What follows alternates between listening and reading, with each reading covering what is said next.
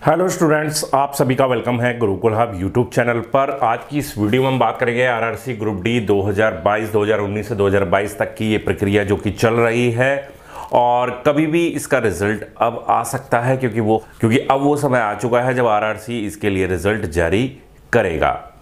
तो चलिए कुछ पॉइंट्स पर बात कर लेते हैं कि रिजल्ट तो आने वाला है, लेकिन इस बार हमारी 2018 के मुकाबले इस बार क्या परिवर्तन है। 2018 में आपका आरआरसी का ग्रुप डी एग्ज़ाम हुआ था और उसके बाद 2019 में फिर विज्ञप्ति जारी हुई और 2022 में एग्ज़ाम हुआ और अब उसका रिजल्ट आने वाला है।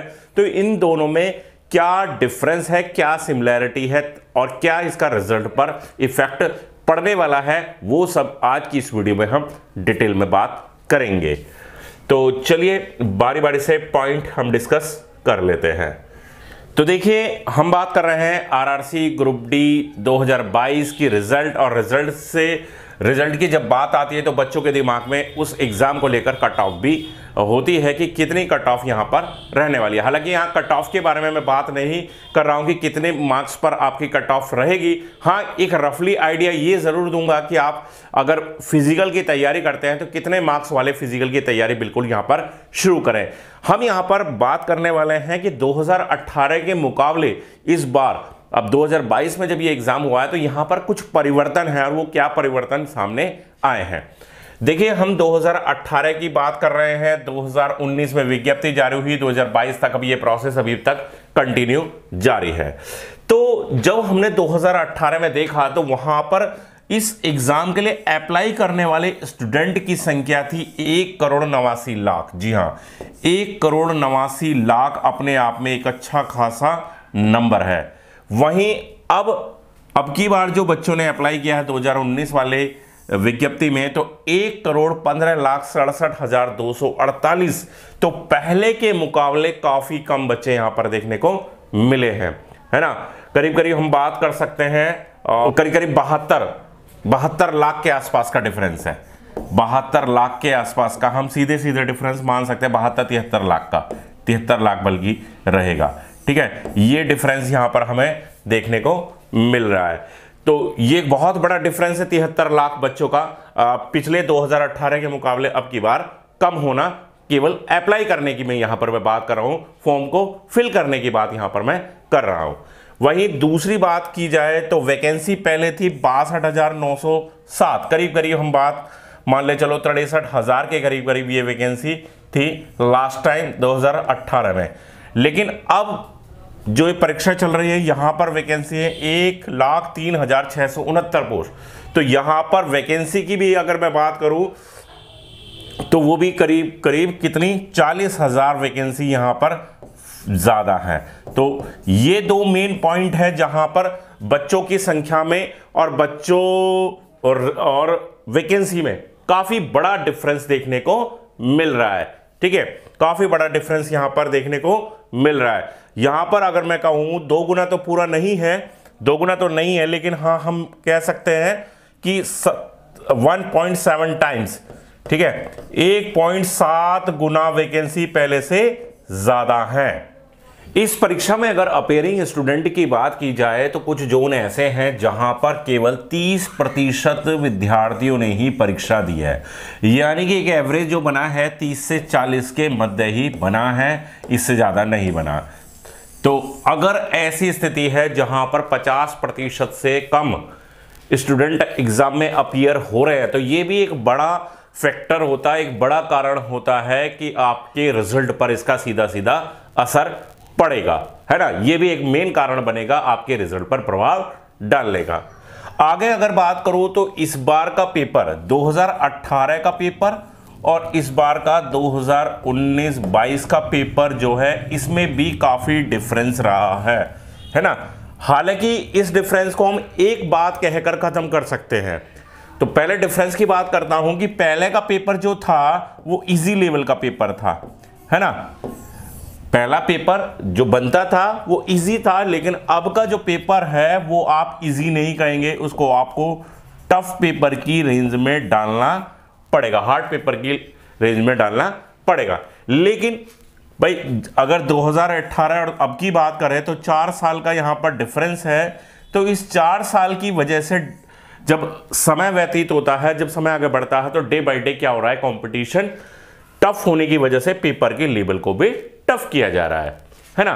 तो ये तो एक अहम कारण नहीं रहेगा रिजल्ट पर, इससे कोई बड़ा फर्क नहीं पड़ेगा भाई। 4 साल पहले पेपर आया तो आसान आ गया, अब पेपर आया तो पहले से टफ आ गया, कोई बात नहीं, उस समय के साथ 4 साल में उसमें तब्दीली भी आई है। ऐसा रेलवे के अलावा और भी बहुत सारी परीक्षाएं हैं, सभी परीक्षाओं में ऐसा अमूमन होता ही है कि अगर आप देखें एसएससी का भी पेपर, तो 4 साल पहले 5 साल पहले पेपर का लेवल कुछ और हुआ करता था, और अब अगर हम एसएससी का पेपर देखें तो अब के लेवल में काफी बड़ा अंतर है। और इसके अलावा एसएससी के अलावा और भी अन्य परीक्षाएं हैं, उनमें भी अमूमन ऐसा ही देखने को मिलता है। तो एक मेजर कारण ये एक ऐसा नहीं है कि जिससे रिजल्ट पर फर्क पड़ेगा, लेकिन मैंने ऊपर के जो ये 3-4 कारण बताए हैं, है ना, स्टार्टिंग के, कि टोटल वैकेंसीज, टोटल यहां पर अपीयरिंग स्टूडेंट, टोटल यहां पर अप्लाई करने वाले स्टूडेंट, तो ये जो 3 मेजर कारण हैं, ये 3 मेजर कारण सीधे सीधे रिजल्ट पर प्रभाव डाल ही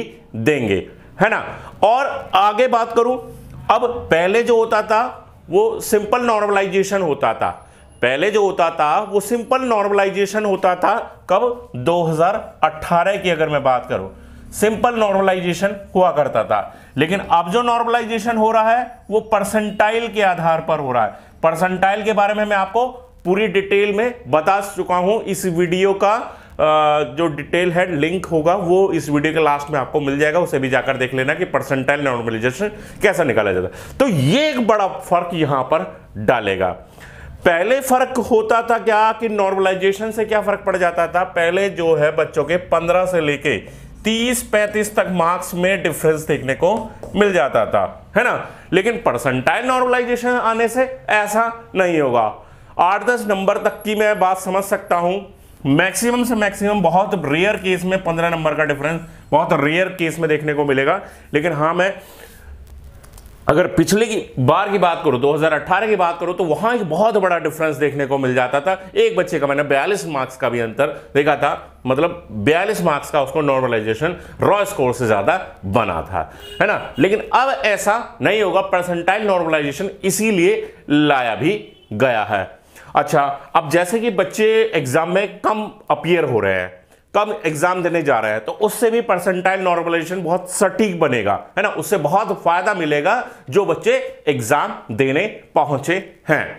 तो ये कुछ कारण ऐसे बन गए हैं जिनसे आपके इस 2022 में जो रिजल्ट बनेगा, आरआरसी ग्रुप डी 2022 के रिजल्ट पर, इसकी कट ऑफ पर सीधा सीधा असर पड़ेगा, और ये एक अलग ही रेंज में आपको देखने को मिलेगा, है ना। तो अगर आपने एग्जाम दिया है और आप ठीक ठाक स्कोर कर पाए हैं, है ना, 50-55 तक का स्कोर कर लिए हैं, तो उन सभी बच्चों ने उन सभी बच्चों से मैं ये कहना चाहूंगा जो 50 कर रहे हैं, मैं 50 की एक रेंज मान लेता हूं, चलो, जो 50 कर रहे हैं वो अभी से फिजिकल की तैयारी शुरू कर दे, क्योंकि फिजिकल में स्टूडेंट आपको बहुत ज्यादा समय तो नहीं मिलेगा।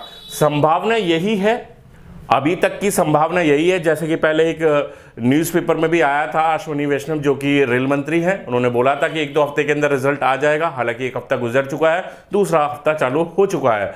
तो अगर उन्हीं की बात को मद्देनजर रखें तो इस महीने के एंड तक आपका रिजल्ट आने की पूरी संभावना है। तो अगर आपका रिजल्ट यहां पर आ जाता है तो मैं मानता हूं कि दिसंबर के लास्ट में आपका फिजिकल भी स्टार्ट हो जाना चाहिए। तो अगर ऐसी स्थिति बनती है तो आपके पास बहुत ज्यादा समय नहीं है फिजिकल की तैयारी के लिए। तो अगर आपका 50 का स्कोर बन रहा है ना, 50 स्कोर बन रहा है किसी भी कैटेगरी में, जनरल कैटेगरी की बात कर रहा हूं, अगर 1-2 मार्क्स नीचे है और किसी रिजर्व कैटेगरी से है तो वो भी, है ना, तो 50 का अगर स्कोर बनना है तो आप बिल्कुल फिजिकल की तैयारी अभी से स्टार्ट कर दें। मैं ये नहीं कह रहा हूं कि 50 में ही आपका होने वाला है ना, 50 में ही आपका होने वाला, यहां पर और भी चीजें काम करेंगी। जैसे कि मैंने आपको बताया था कि जोन यहां पर एक महत्वपूर्ण भूमिका निभाता है, जोन में अप्लाई करने वाले स्टूडेंट इसमें महत्वपूर्ण भूमिका निभाते हैं। 1-2 मार्क्स से कई बार ऐसा होता है बच्चों का एग्जाम से आउट हो जाते हैं। लेकिन फिलहाल क्या है, हमें सेफ साइड रहना है आपके अपने आगे की तैयारी के लिए। तो जो भी बच्चे 50 स्कोर कर रहे हैं यहां पर, वो फिजिकल की तैयारी बिल्कुल स्टार्ट कर दे, बहुत ज्यादा समय आपको फिजिकल की तैयारी के लिए नहीं मिलेगा। Clear student? तो आपको सारी बातें समझ में आ गई। आरआरसी ग्रुप डी 2022 से रिलेटेड उसके रिजल्ट से संबंधित, उसके कट ऑफ से संबंधित, फिजिकल की तैयारी करने वाले स्टूडेंट के लिए भी यहां पर मैंने बताया है ना। तो आज की वीडियो बस इतना ही है। वीडियो में भी यही ज्ञान था जो आप तक पहुंचाना था। आई होप कि आपको वीडियो पसंद आ गई होगी। वीडियो को लाइक कर दीजिए, शेयर कर दीजिए दोस्तों के साथ, और चैनल को सब्सक्राइब नहीं किया चैनल को सब्सक्राइब कर दीजिए। मिलते हैं नेक्स्ट वीडियो में। Bye, thank you.